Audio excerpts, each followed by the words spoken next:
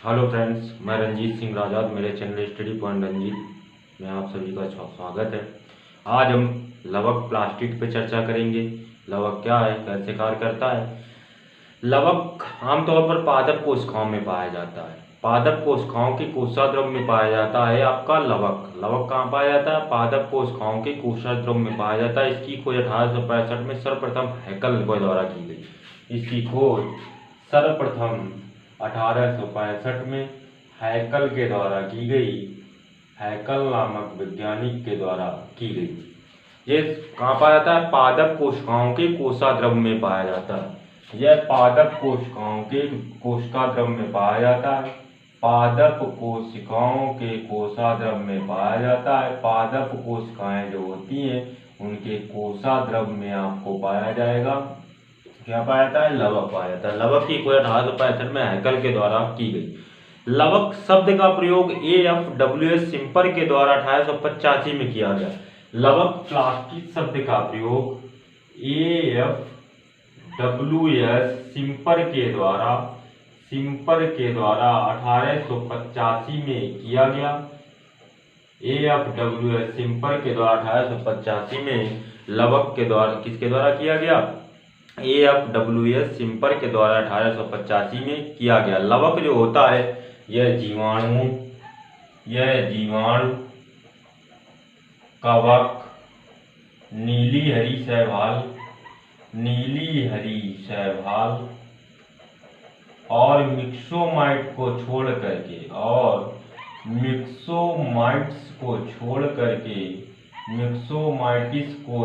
करके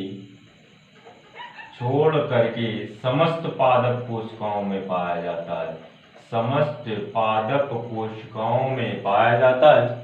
समस्त पादप कोशिकाओं में पाया जाता है। किसको छोड़ देगा? जीवाणु को छोड़ता है, कवक को छोड़ता है, नीली हरी शैवालों और मिक्सोमाइट को छोड़ करके समस्त जितनी भी पादप कोशिकाएं होती हैं सभी में क्या पाया जाता है? लवक पाया जाता है। लवक आज पेड़ पौधे आपको हरे भरे दिखाई पड़ते हैं, रंग बिरंगे दिखाई पड़ते हैं। ये सब किसके कारण संभव हो पाया है? कवक के कारण ही संभव हो पाया है। कवक के कारण आज संभव है कि आपको पेड़ पौधे हरे भरे, रंग बिरंगे, फल उनके रंग बिरंगे, उनके पुष्प रंग बिरंगे दिखाई देते हैं। जो लवक होते हैं रंगदारक भी होते हैं और रंगहीन भी होते हैं। नहीं, रंगीन और रंगहीन दोनों प्रकार के होते हैं। रंगीन भी होते हैं और रंगहीन भी होते हैं। रंगदायक भी होते हैं और रंगहीन, यानी इनमें रंग भी होता है और कई जगह रंगहीन भी होते हैं। यानी जब बीजों के अंदर या अन्य भागों के अंदर जब खाद्य पदार्थों का जो संचय करते हैं तब रंगहीन व्हाइट कलर के हो जाते हैं। और व्हाइट का मतलब क्या होता है? कोई रंग ना होना। लवकों को 3 भागों में बांटा गया है। कुल कितने भागों में बांटा गया? कुल 3 पार्ट में बांटा गया है। पहला पार्ट इनका कहलाता है हरित लवक कहलाता है। हरित लवक को हम बोलते हैं आपका क्लोरोप्लास्ट। हरित लवक को हम बोलते हैं क्लोरोप्लास्ट। क्या बोलते हैं? क्लोरोप्लास्ट। दूसरा होता है, पहला हरित लवक है जिसको हम क्लोरोप्लास्ट कहते हैं और दूसरा होता है वर्णली लवक जिसे हम क्रोमोप्लास्ट कहते हैं। दूसरा होता है इनका वर्णली लवक क्रोमोप्लास्ट और तीसरा इनका कहलाता है अलवर्णली लवक, यानी इसको हम कहते हैं ल्यूकोप्लास्ट। क्या कहते हैं? ल्यूकोप्लास्ट कहते हैं। क्या कहते हैं हम? ल्यूकोप्लास्ट कहते हैं। 3 भागों में बांटते हैं। लवक को हम कितने भागों में बांटते हैं? 3। हरित लवक क्लोरोप्लास्ट, वर्णली लवक क्रोमोप्लास्ट और अलवर्णली लवक को कहते हैं हम ल्यूकोप्लास्ट। कुल 3 भागों में बांटते हैं। पहले हम आपका हरित लवक पढ़ेंगे, इसके बाद हम पढ़ेंगे वर्णली लवक क्रोमोप्लास्ट, तीसरा पढ़ेंगे अलवर्णली लवक ल्यूकोप्लास्ट। जो हरित लवक होते हैं, हरित लवक पहले हम पढ़ेंगे, पहले हम चर्चा करेंगे हरित लवक पर। हरित लवक जो होता है, हरित लवक पौधों के केवल उन्हीं भागों में पाया जाता है जो प्रकाश के संपर्क में रहते हैं। और इसका हरा रंग किस कारण से होता है? क्लोरोप्लास्ट का हरा रंग इसमें पाए जाने वाले पर्णहरिम या क्लोरोफिल के कारण इसे हरा रंग प्रदान होता है। इसमें मौजूद होता है पर्णहरिम एवं क्लोरोफिल एवं क्लोरोफिल के कारण इसे रंग प्रदान होता है हरा। पर्णहरिम और क्लोरोफिल के कारण इसे हरा रंग प्रदान होता है। यह पौधों के उन्हीं भागों में पाया जाएगा जो प्रकाश के संपर्क में रहते हैं। यह पौधों के उन्हीं भागों में यह पाया जाता है। यह पौधों के उन्हीं भागों में पाया जाता है। उन्हीं भागों में पाया जाता है। भागों में पाया जाता है जो प्रकाश के संपर्क में रहते हैं। प्रकाश के संपर्क में रहते हैं। अधिकांश पौधा जो होता है, पौधे का कौन सा भाग प्रकाश के संपर्क में रहता है? तो पत्तियां। तो जो पत्तियां होती हैं तो पत्तियों में जो बहुतायत में पाया जाता है। बहुतायत में यानी पत्तियों में इसकी संख्या ज्यादा होती है।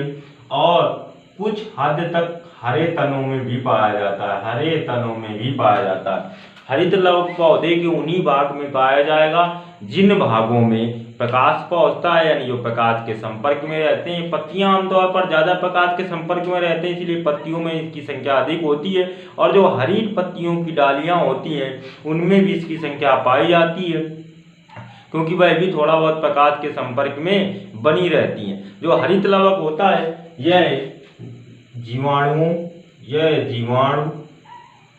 कवक, नीली हरी शैवाल और लाल शैवालों में पाया जाता है। और लाल शैवालों में पाया जाता है।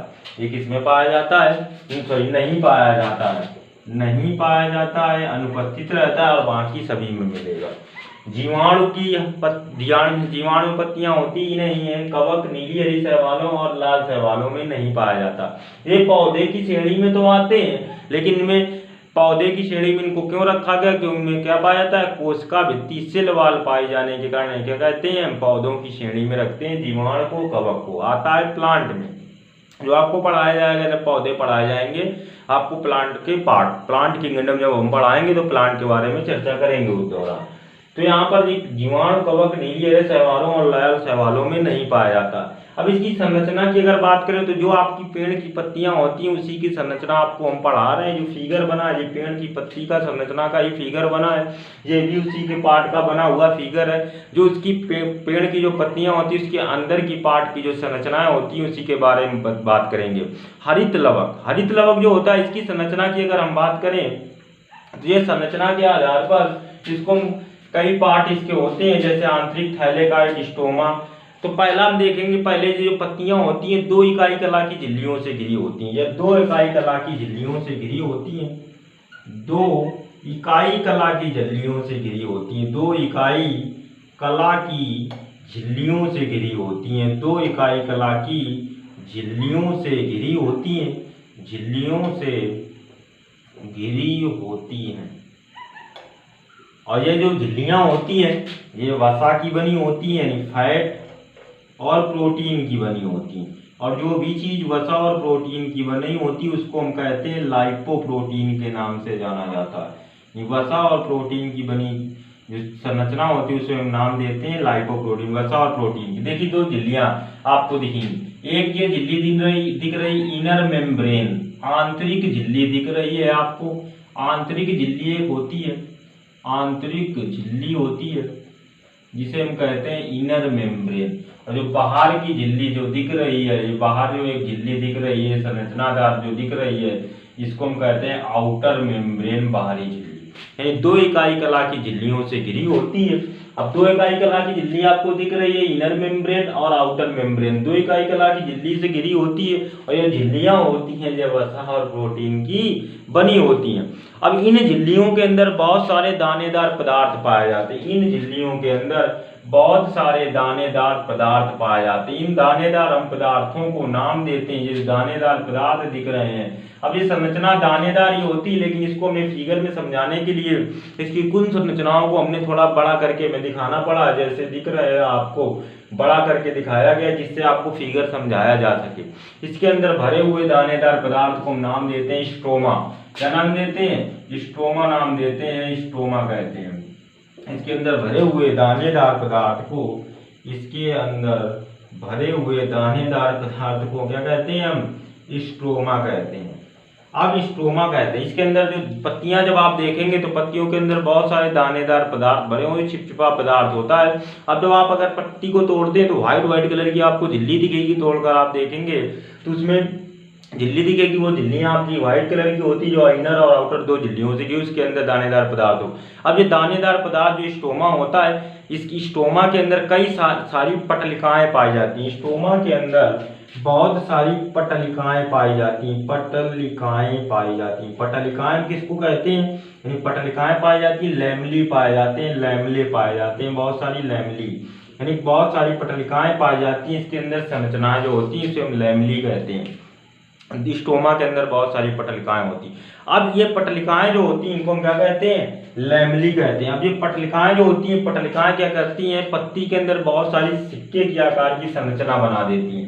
ये आपको दिख रही है, एक सिक्का ये दिखा, यानी ये संरचना ग्रेनम है, यानी कई सारी सिक्के के आकार की 1 2 3 4 5 एक सिक्के की तरह संरचना के ऊपर एक दूसरे के ऊपर रखी होती है। अब संरचना कई प्रकार की सिक्के के आकार की ये पटलिकाएं क्या बनाती हैं? संरचनाएं। इन पटलिकाओं के द्वारा सिक्के की आकार की संरचनाएं बनाई जाती हैं। सिक्के के आकार की संरचनाएं बनाई जाती हैं। इन सिक्के की आकार की हम संरचनाओं को, इन सिक्के के आकार को, संरचनाओं को हम ग्रेनम कहते हैं, ग्रेनम नाम देते हैं। क्या नाम देते हैं? ग्रेनम कहा जाता है। इन सिक्के के आकार की संरचनाओं को हम ग्रेनम नाम से जानते हैं। किस नाम से जानते हैं? ग्रेनम के नाम से जानते हैं। अब ये संरचनाएं तो होती है ग्रेनम, लेकिन ये संरचनाएं आपस में एक दूसरे से कनेक्ट होती हैं, यानी ये एक दूसरे से जुड़ी होती है। ये देखो आप, ये वाली संरचना, इधर वाली संरचना, ये देखो एक दूसरे से जुड़ी हुई है। ये देखो जुड़ी हुई है, ये किसके द्वारा जुड़ती है? स्टोमा पटलिकाओं के द्वारा ये एक दूसरे से जुड़ी होती। ये संरचनाएं आपस में एक दूसरे से किसके द्वारा जुड़ी होती हैं? ग्रेनम जो होती हैं, ग्रेनम की जो संरचनाएं होती हैं आपस में एक दूसरे से स्ट्रोमा से जुड़ी होती हैं। स्ट्रोमा पटलिका से जुड़ी होती हैं, जिससे जुड़ी होती है उसे हम क्या कहते हैं? स्ट्रोमा पटलिकाएं या स्ट्रोमा लैमला लैमली कहते हैं। इसे क्या कहते हैं हम? स्ट्रोमा लैमली कहते हैं। स्ट्रोमा लैमली कहते हैं। स्ट्रोमा लैमली कहते हैं, लैमली कहते हैं। अब स्ट्रोमा लैमली की बात हो गई। स्ट्रोमा लैमली में भी देखेंगे आप तो इसके अंदर बहुत सारी ग्रनाकी होती है। क्या होती है? स्ट्रोमा लैमला में बहुत सारी क्या होती है? ग्रनाकी होती है। यानी जो आपकी ग्रेनम होती है, ग्रेनम अगर एक पत्ती में देखेंगे तो ग्रेनम की संख्या एक पत्ती में 40 से 60 तक होती है। एक अगर हम आप पेड़ की पत्ती ले लें, एक पेड़ की पत्ती लें तो उसमें ग्रेनम की संख्या 40 से 60 तक हो सकती है। 40 से लगा करके 60 तक हो सकती है ग्रेनम की संख्या, 40 से 60 तक होती है। अब ये जो संरचनाएं होती हैं, ग्रेनम भी एक दूसरे के ऊपर परत बनाकर बैठी होती है। अब इन परत बनाकर जब ये बैठी होती है, परत बनाकर बैठी होती है, इसकी कई सारी बाहर की संरचनाएं होती हैं। जैसे आप दिख रही है ये बाहर की संरचना, एक परत, 2 3 4 5 ये परतें, और परतों के ऊपर देख रहे हैं बहुत सारी ये ऊपर बाहरी जो संरचना दिख रही है, इसे हम कहते हैं ग्रेनम लैमली कहते हैं, या इसी को हम नाम देते हैं थाइलेकाइड, या इसी को नाम देते हैं हम थाइलेकाइड कहते हैं, या ग्रेनम लैमली कहते हैं। यानी इसे हम ग्रेनाकी कहते हैं। ग्रेनाकी के अंदर बहुत सारी चपटी संरचनाएं होती हैं। ग्रेनाकी के अंदर पतली चपटी जो संरचनाएं होती हैं, इन पतली चपटी संरचनाओं को हम ग्रेनम लैमली या थाइलेकाइड कहते हैं। अब थाइलेकाइड के अंदर, थाइलेकाइड की भित्तियों में, थाइलेकाइड जो होता है इसकी भित्तियों में, थाइलेकाइड जो होता है इनकी भित्तियों में पाया जाता है क्वांटासोम। क्या पाया जाता है? क्वांटासोम पाए जाते हैं, क्वांटासोम पाया जाता है। अब थाइलेकाइड की भित्तियों में बहुत सारा क्वांटासोम पाया जाता है, और इस क्वांटासोम के अंदर क्लोरोफिल के अणु पाए जाते हैं। इस क्वांटासोम के अंदर क्लोरोफिल के छोटे छोटे अणु पाए जाते हैं, जिसको हम कहते हैं, क्वेश्चन आता है अक्सर, पत्तियों का हरा रंग किसके कारण होता है? क्लोरोफिल के कारण। किसके कारण होता है? क्लोरोफिल। तो ये क्वांटासोम, थाइलेकाइड की भित्तियों में बहुत सारे क्वांटासोम होंगे, और क्वांटासोम के भीतर बहुत सारी भित्तियां होंगी, बहुत सारे दानेदार अणु होंगे, उनको हम कहते हैं क्लोरोफिल। क्लोरोफिल के कारण कैसा? पत्तियों का हरा रंग आज होता है। अब आपने इन संरचनाओं को देखा, ये थाइलेकाइड हो गई, ये आपका एक संरचना, 2 3 4 थाइलेकाइड। अब एक ग्रेनम में थाइलेकाइड की संख्या लगाकर 10 से लगाकर 100 तक हो सकती है। 10 भी हो सकती है और 100 भी हो सकती है। एक ग्रेनम में एक ग्रेनम में थैलेकाइड की संख्या 10 से लगा करके 100 तक हो सकती है। 10 भी हो सकती है और 100 भी हो सकती है। 10 से लगा करके 100 तक एक ग्रेनम में थैलेकाइड की संख्या आमतौर पर होती है, जो आपको थैलेकाइड के बारे में हमने बतलाया। अब यहाँ पर देखिए, अब इन्हीं सब क्रियाओं के माध्यम से प्रकाश, अब देखिए आपको पता है आज वर्तमान समय पौधे जो होते हैं भोजन का निर्माण करते हैं, तो भोजन का निर्माण जो पौधे करते हैं वो क्लोरोफिल की सहायता से ही भोजन का निर्माण कर पाते हैं। यदि क्लोरोफिल इनमें उपस्थित नहीं होगा तो यह भोजन का निर्माण नहीं कर पाएंगे। जैसे जीवाणु, कवक, शैवाल ये भोजन का निर्माण नहीं कर पाते हैं। इनमें अब आपको पता है इनमें हरित लवक नहीं पाया, जैसे हमने आपको बताया जीवाणु, कवक, नीली हरी शैवालों और लाल शैवालों में क्या नहीं पाया जाता था, क्लोरोफिल नहीं पाया जाता है। ये हरित लवक नहीं पाए, तो लवक ना पाए जाने की जगह पर इनके स्थान पर एक अन्य पदार्थ पाया जाता है जिसे हम कहते कोशिकांग पाया, जिसे कहते हैं क्रोमोटोसोर्स। क्रोमोटोसोर्स के नाम से जानते हैं, क्रोमोटोसोर्स पाया जाता है इनके स्थान पर। अब ये संरचनाएं होती हैं, ये प्रकाश किस में काम आएंगी, ये काम आती है जब प्रकाश भोजन बनाता है। जब पौधा क्या करता है, भोजन बनाता है, तब प्रकाश संश्लेषण क्रिया में संपन्न करने के काम में पौधा क्या करता है, पौधा पर्णहरिम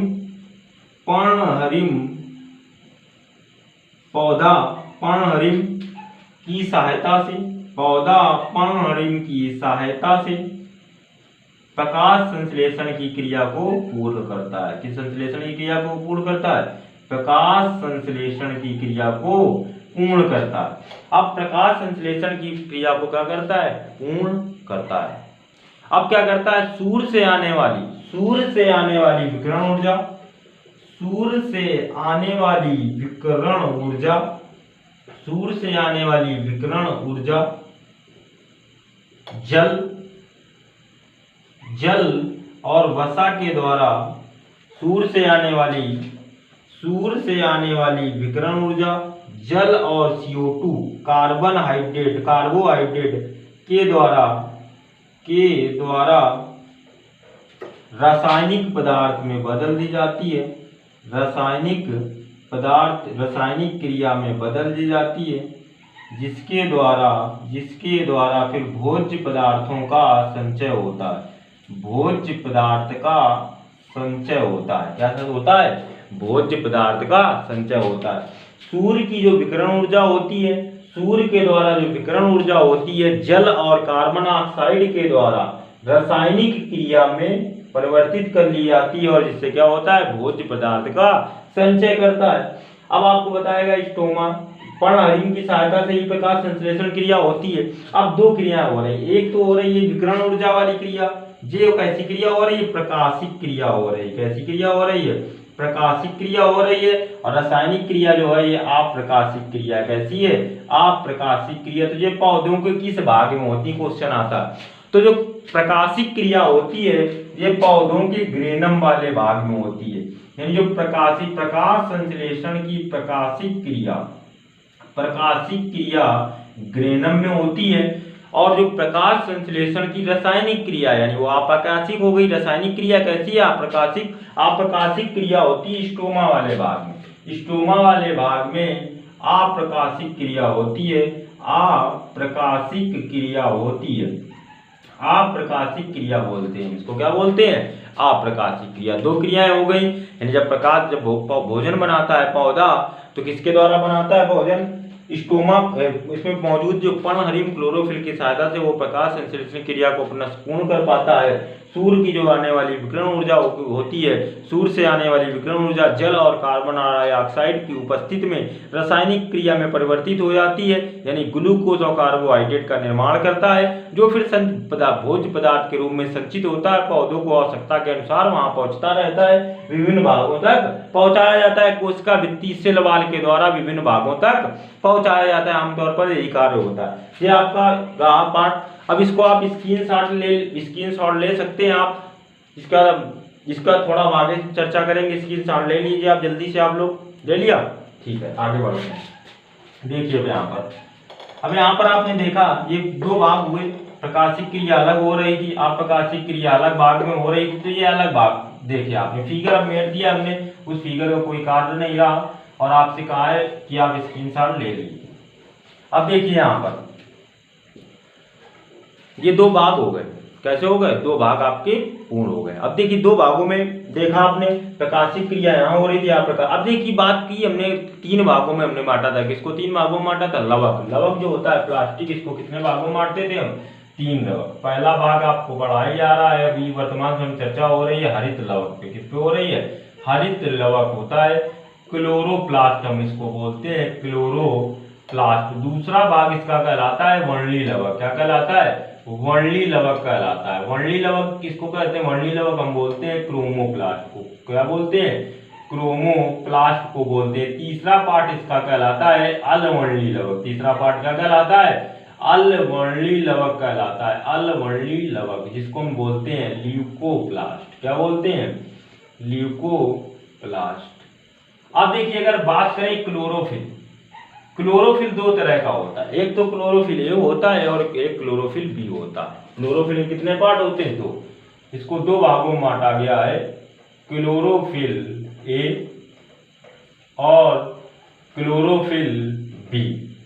दूसरा होता है chlorophyll B. Chlorophyll B, chlorophyll A जो होता है 75% हिस्सा होता है, क्लोरोफिल बी होता है 25% हिस्सा। एक एक पॉइंट को आप बहुत ध्यान से समझें, जो आपके आगामी एग्जामों में बहुत कार्यरत साबित होंगे। जैसे एनटीपीसी आगामी एग्जाम आने वाला है, आपका एनडीए सीडीएस असिस्टेंट कमांडेंट के एग्जाम हर वर्ष आते रहते हैं। तो इन एग्जामों में या अन्य किसी भी एग्जाम में यदि कोशिका से संबंधित क्वेश्चन बनाएगा तो आपके काम का है ये, आपके एग्जाम में आएगा। एक एक पॉइंट को ध्यान से आप लोग समझें। तो क्लोरोफिल ए होता है जो 75% और क्लोरोफिल बी 25% होता है। क्लोरोफिल ए जो होता है इसका रंग होता है हरा, जो क्लोरोफिल बी होता है इसका रंग होता है हरा और काला। पर क्लोरोफिल ए का रंग जो होता है ये काला होता है और क्लोरोफिल बी जो होता है हरा और काला होता है। कैसा होता है? हरा और काला। दो भाग। इनके फार्मूला रासायनिक सूत्र भी पूछे जा सकते हैं। क्लोरोफिल ए का जो फार्मूला होता है, इसका फार्मूला होता है C55H70O5N4Mg। ये आपका फार्मूला है। इसका फार्मूला है इसका C55H72O5N4Mg। और क्लोरोफिल बी का फार्मूला होता है C55H70O6N4 और Mg। यानी क्लोरोफिल ए का फार्मूला अलग है, क्लोरोफिल बी का फार्मूला अलग है। क्लोरोफिल ए का फार्मूला होता है C55H72O5N4Mg, जो काला रंग का होता है। क्लोरोफिल बी हरा काला होता है। तीसरा होता है कैरोटीन। क्या होता है? इसमें एक रंग होता है कैरोटीन। कैरोटीन इसको रंग प्रदान करता है नारंगी। कैसा रंग प्रदान करता है? नारंगी रंग। इसका फार्मूला होता है C40H55। C40। फिर होता है जेंटोफिल। जेंटोफिल क्या करता है? पीला रंग प्रदान करता है। जेंटोफिल करता है पीला रंग प्रदान। कैसा रंग प्रदान करता है? यह पीला रंग। इसका फार्मूला होता है C40H55O2। ये फार्मूले हैं। ये क्या करते हैं? इनका जैसे जेंटोफिल हो गया या कैरोटीन हो गया, आप देखते हैं गाजर का रंग नारंगी, जेंटोफिल पीला होता है, पीला कलर देता है। क्लोरोफिल जो होते हैं ये आपको पत्तियों में ही सिर्फ नजर आता है। जिनके फार्मूले आपको दिखा दिए गए, इन फार्मूलों के कारण या रासायनिक सूत्रों के कारण इनका रंग ऐसा होता है, नारंगी होता है, या इसका रंग आप पीला देख सकते हैं, जेंटोफिल जो आपको पाया जाता है। क्लोरोप्लास्ट का अगर क्लोरोफिल जो होता है, क्लोरो जो प्लास्ट होता है, रासायनिक संरचना के आधार पर देखिए आप क्या क्या इसमें सबसे ज्यादा पाया जाता है।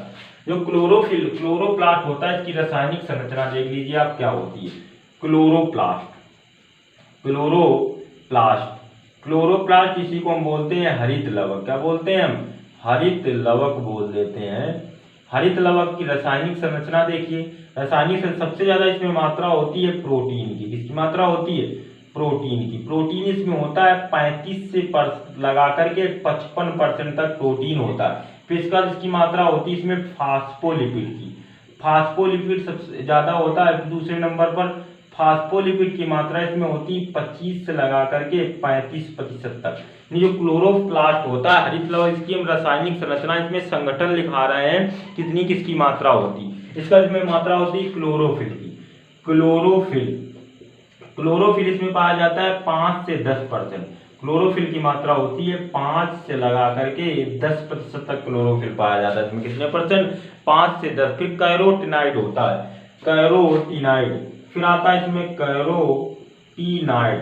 कैरोटीनाइड जो होता है इसकी मात्रा जो होती है, कैरोटीनाइड की मात्रा 1 से लगा करके 4.5% तक।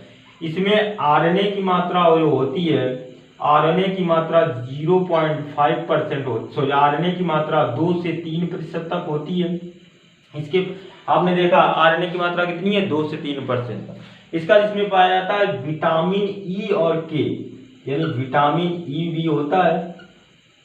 विटामिन ई की मात्रा होती है 0.89%। फिर इसमें होता है विटामिन के, यानी विटामिन के, विटामिन के की मात्रा होती है 0.004%। और फिर इसमें डीएनए भी होता है। डीएनए की कुछ मात्रा होती है। डीएनए की क्या होती है? कुछ मात्रा। इसका जिसमें बहुत सारे तत्व पाए जाते हैं। क्या पाए जाते हैं? धातु तत्व। धातु तत्व जैसे इसमें मैग्नीशियम मौजूद होगा,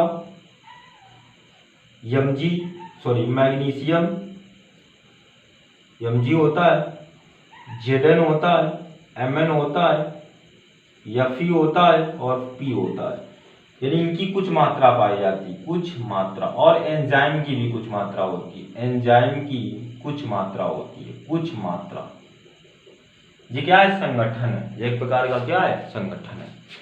अब यहाँ पर प्रोटीन होता है 35 से 55%, यानी ये क्लोरोप्लास्ट की रासायनिक संरचना है। सबसे ज्यादा मात्रा प्रोटीन। क्लोरोप्लास्ट जो आपको पढ़ाया जा रहा है पहला, ये है कुछ नहीं होता, क्या है? सिर्फ प्रोटीन होता है। 35 से 55 इसमें प्रोटीन। फिर इसमें पाया जाएगा फास्फोलिपिड 25 से 35% तक। क्लोरोफिल की मात्रा 5 से 10% तक होती है, जो क्या करती है? प्रकाश संश्लेषण क्रिया को संपन्न कराती है। फिर मात्रा होती है कैरोटीनाइड 1 से 4.5%। कैरोटीनाइड क्या होता है? रंगक प्रदान करता है। क्या प्रदान करता है? रंगक प्रदान करता है। और फिर होता है आरएनए, इसमें मात्रा होती है 2 से 3% आरएनए की। विटामिन ई, विटामिन ई होती है 0.89, यानी विटामिन के 0.04। डीएनए की कुछ मात्रा। और धातुएं जैसे magnesium, Zn, zinc, Mn, manganese, Fe, iron और P फास्फोरस, ये सारे तत्व भी पाए जाते हैं। ये आप इस संरचना को ध्यान पूर्वक देख लीजिए, आप जो आपके एग्जाम में कार्य काम आएगा। ये आप जब कभी भी जब थ्योरी का क्वेश्चन हल कर रहे होंगे तब ये आपके कार्य आएगा। अब जैसे मैग्नीशियम की बात करें तो मैग्नीशियम कहाँ पाया जाता है? मैग्नीशियम पाया जाता है क्लोरोफिल में। सबसे ज्यादा क्वेश्चन आता है क्लोरोफिल में कौन सा तत्व पाया जाता है? वो कौन सा होता है? मैग्नीशियम। मैग्नीशियम होता है। क्या होता है? अब जब देखिए अगर कोई भी पेड़ की पत्ती आप देखते हैं तो पेड़ की पत्ती की अगर संरचना देखें तो इस तरह होती है, इस तरह आपकी संरचना होगी। ये संरचना होती है पेड़ की पत्ती। जैसे पीपल का पत्ता ले लिया हमने तो इसकी ये संरचना होगी। संरचना में देखा आपने, एक क्या देखी? इसकी हेड देखा। ये क्या है? हेड होता है एक, जिसको हम सिर बोलते हैं। क्या बोलते हैं? और दूसरा होता है पूंछ। क्या होती है? पूंछ, जिसको हम स्टिल बोल सकते हैं, पूंछ। दो भाग होते हैं। कोई भी पत्ता हो दो भाग होंगे। आपका पेड़ का कोई भी पत्ता हो उसमें एक हेड होगा, सिर होगा, दूसरा पूंछ हो। अब जो हेड होता है ये पाइरोल का बना होता है। किसका बना होता है? पाइरोल की चक्राकार संरचना का बना होता है। किसका बना होता है? और जो पूंछ होता है, पूंछ स्टिल होती है, ये पाइरोल और स्टाइयोल की संरचना का बना होता है। किसका बना होता है? स्टाइयोल की संरचना बना। और जो पूंछ होती है इसी पूंछ में पाया जाता है क्या? ये जो हेड होता है, हेड जो सिर होता है, ये पाइरोल होता है। पाइरोल की ये मैग्नीशियम के चक्राकार अणुओं से मिलकर क्या होता है? जुड़ा होता है। मैग्नीशियम के अणुओं से जुड़ा होता है। अब मैग्नीशियम भी पाया जाता है किसमें? मैग्नीशियम ही नहीं, जो क्लोरोफिल होता है मैग्नीशियम या अन्य तत्व पाए जाते हैं, जैसे मैग्नीशियम, जिंक की मात्रा, Mn की मात्रा, Fe की मात्रा, यानी मैग्नीशियम, जिंक, आपको बोल सकते हैं मैग्नीज, आयरन और फास्फोरस, ये सारे पाए जाते हैं। आपको ये आपका क्या था? क्लोरोफिल, हरित लवक आपने पढ़ा, क्लोरोप्लास्ट पढ़ा, जिसके बारे में हमने पूर्ण संरचना, पूर्ण ज्ञान दिया आपको। क्लोरोफिल का काम क्या होता है? प्रकाश संश्लेषण क्रिया कराता है। प्रकाश संश्लेषण की क्रिया के दौरान जो प्राप्त प्रकाश संश्लेषण क्रिया को संपर्क कराता है, जिसमें से प्रकाशिक क्रिया हमने आपको बताया स्टोमा। अप्रकाशित क्रिया कहाँ हो रही थी? आपका प्रकाशिक क्रिया ग्रेनम में। अप्रकाशिक कहाँ हो रही थी? स्टोमा में हो रही थी, जो आपको पढ़ाया गया। ये क्या करते हैं, इससे भोजन प्राप्त करते हैं। अब भोजन जो प्राप्त होता है वो ग्लूकोज के रूप में संचित होता है, बाद में अन्न काम आता है। यह हरित लवक का कार्य होता है। इसीलिए हरित लवक को, हरित लवक क्या करता है, भोजन की प्रदान करता है, भोजन बनाता है, भोजन के निर्माण में सहायक होता है। अब भोजन में निर्माण में सहायक होने के कारण इसे पादप कोशिका का रसोई घर कहते हैं। इसे क्या कहा जाता है, भोजन का निर्माण करने के कारण, भोजन का निर्माण करने में सहायक होने के कारण, निर्माण करने में सहायक होने के कारण, सहायक होने के कारण इसे हम पादप कोशिका का रसोई घर कहते हैं।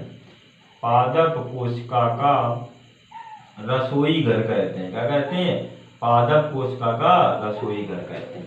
इसे हम क्या कहेंगे, पादप कोशिका का रसोई घर। आप इसका जल्द से जल्द स्क्रीनशॉट ले लीजिए आप लोग। इसका बाद हम वर्णिल लवक क्रोमोप्लास्ट पे चर्चा करेंगे और फिर आपका अलवर्णिल लवक ल्यूकोप्लास्ट पे चर्चा करेंगे। स्क्रीनशॉट ले लिया आपने, ले लो जल्दी से। हो गया, ले लिया, ठीक। चलो आगे देखते हैं।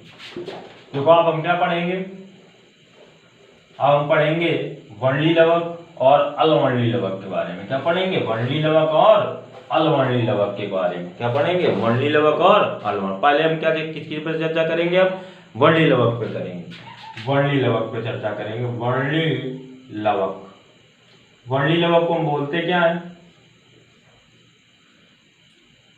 पहला आपका, दूसरा होता है क्रोमोप्लास्ट। क्रोमोप्लास्ट। एक और पॉइंट हमने नहीं ध्यान दिया।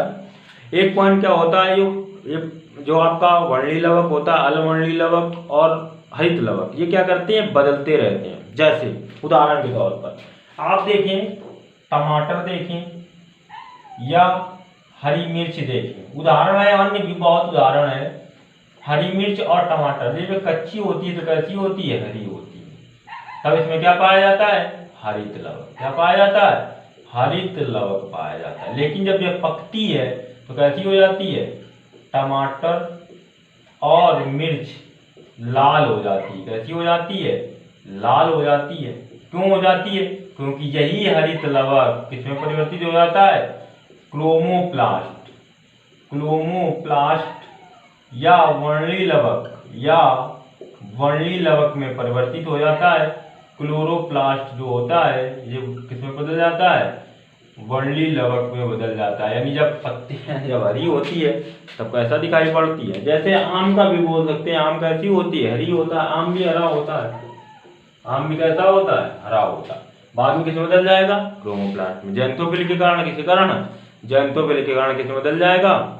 ये सब कैसे होते हैं, कच्चे होने पर आपको हरे भरे दिखेंगे, पकने पर लाल होते हैं। ऐसा क्यों होता है, क्योंकि लवक जो होता है ये परिवर्तित हो जाता है। हरित लवक क्लोरोप्लास्ट, क्रोमोप्लास्ट वर्णिल लवक में परिवर्तित हो जाता है। वर्णिल लवक क्रोमोप्लास्ट का कार्य क्या होता है, ये भी रंगीन होता है। कैसा होता है, रंगीन होता है और रंग प्रदान करता है, रंगक प्रदान करता है। ये कैसा होता है, ये रंगीन होता है। कैसा होता है, रंगीन होता है। ये रंग कैसे प्रदान करता है, ये पीला रंग प्रदान करेगा, नारंगी रंग प्रदान करता है, भूरा रंग प्रदान करता है और लाल रंग प्रदान करता है। लाल रंग प्रदान करता है। वर्णिल लवक पाया कहाँ जाता है, वर्णिल लवक पाया जाता है फलों की दलों में, फलों की भित्तियों में, फलों की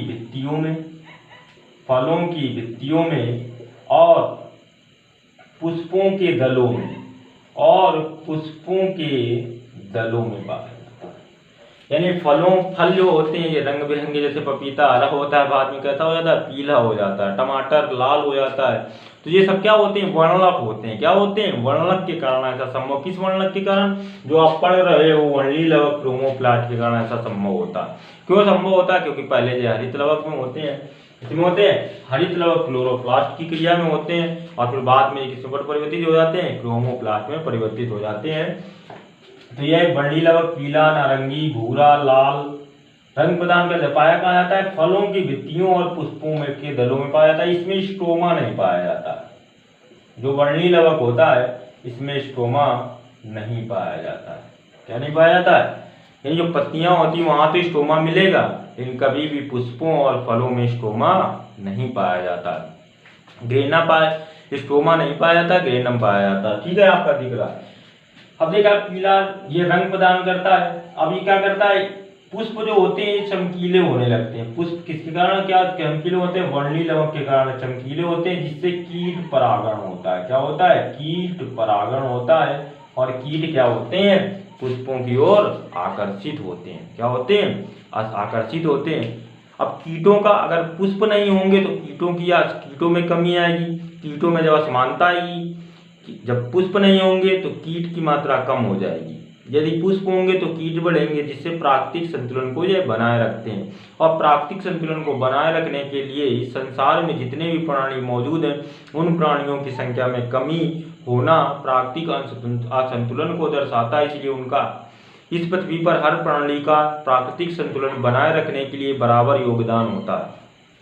तो पुष्प चमकीले होते हैं और कीट परागण में भाग लेते हैं। आपने वर्णील लवक पढ़ा। अब हम पढ़ेंगे ल्यूकोप्लास्ट। क्या पढ़ेंगे? ल्यूकोप्लास्ट। तीसरा पॉइंट कहलाता है अल्वर्णील लवक। क्या कहलाता है? अल्वर्णील लवक। अल्वर्णील लवक। अल्वर्णील लवक को हम कहते हैं ल्यूकोप्लास्ट। क्या कहते हैं? ल्यूकोप्लास्ट कहते हैं। अल्वर्णील लवक को हम कहते हैं ल्यूकोप्लास्ट। ल्यूकोप्लास्ट पौधों के उन भागों में पाया जाता है जहां पर प्रकाश नहीं पहुंचता। यह पौधों के उस भाग में स्थित होता है जिस भाग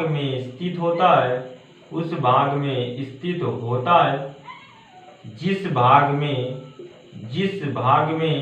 प्रकाश नहीं पहुंच पाता है। यानी अधिकतर अल्वर्णील लवक पौधों की भूमिगत भागों में पाया जाता है। कैसे भागों में पाया जाता है? अधिकतर भूमिगत भागों में पाया जाता है, यानी भूमि के अंदर वाले भागों में ही पाया। इसका कार्य क्या होता है? यह भोज्य पदार्थ का संचय करता है। क्या करता है? भोज्य पदार्थ का संचय करता है। यह संरचना के आधार पर दो प्रकार के होते हैं, छोटे भी होते हैं और बड़े भी होते हैं। जो अल्वर्णील लवक होता है ल्यूकोप्लास्ट को हमने 3 भागों में बांटा है। कितने भागों में बांटा गया? वैज्ञानिकों के अनुसार 3 भागों में बांटा गया है अल्वर्णील लवक को 3 भागों में। पहला होता है इलायोप्लास्ट।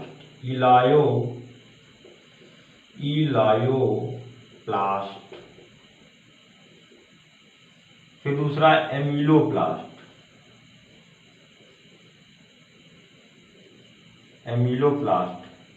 और तीसरा होता है प्रोटीनोप्लास्ट। 3 भागों में बांटा। इलायोप्लास्ट, एमिलोप्लास्ट और प्रोटीनोप्लास्ट। कितने भागों में बांटा हमने? 3 भागों में। पहला भाग हमने बांट दिया इलायोप्लास्ट, दूसरा एमिलोप्लास्ट और तीसरा भाग किसमें बांट दिया?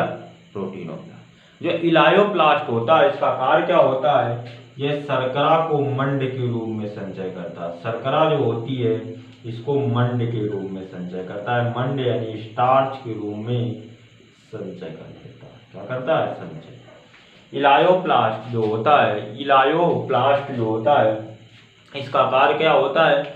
यह जो शर्करा होती है इस शर्करा को मंड के रूप में क्या करता है? संचय करता है। शर्करा को मंड के रूप में संचय कर लेता है, क्योंकि यही संचय जब करता है वसा को मंड के रूप, शर्करा को स्टार्च के रूप में संचय करता है। तो ये फिर इंसान क्या करते हैं? पौधे के इन भागों को निकालकर फल या बीज के रूप में या अन्य भाग के रूप में इंसान अपने दैनिक जीवन में प्रयोग करता है। दूसरा पार्ट होता है इम्यूलोप्लास्ट। इम्यूलोप्लास्ट बीज में पाया जाता है और प्रोटीनोप्लास्ट भी बीज में पाया जाता है। इम्यूलोप्लास्ट का कार्य क्या होता है? ये बीजों में वसा का संचय करता है। अब बात करें हम प्रोटीनोप्लास्ट की, तो प्रोटीनोप्लास्ट क्या करता है? बीजों में ही पाया जाता है, लेकिन ये प्रोटीन का संचय करता है। क्या करता है? प्रोटीन का संचय करता है। अब ये संचय करके रखता है, इन्हीं का इंसान क्या करता है? अपने दैनिक जैसे अब ये वसा का संचय करता है इम्यूलोप्लास्ट। जैसे आपके उदाहरण के तौर पर आप देखें तो उदाहरण के तौर पर जैसे तिली हुई या दलहन हुई, तिली हुई आपका, और जो राई वगैरह होती है, जो तेल निकालने वाली जितने भी साधन है, ये क्या करता है? इम्यूलोप्लास्ट वसा के रूप में इनमें क्या कर देता है? संचय कर देता है। यानी कि यह कहाँ पाया जाता है? जहाँ पर प्रकाश ना पहुंचे। और जो ये सारे होते हैं, राई हो या आपका तिली हो, ये किसमें होती है? एक क्या होता है, बॉक्स होता है, या बॉक्स या कुछ भी कहे कवच होता है, कवच के अंदर पाया जाता है तो वहां तो प्रकाश नहीं पहुंच पाएगा।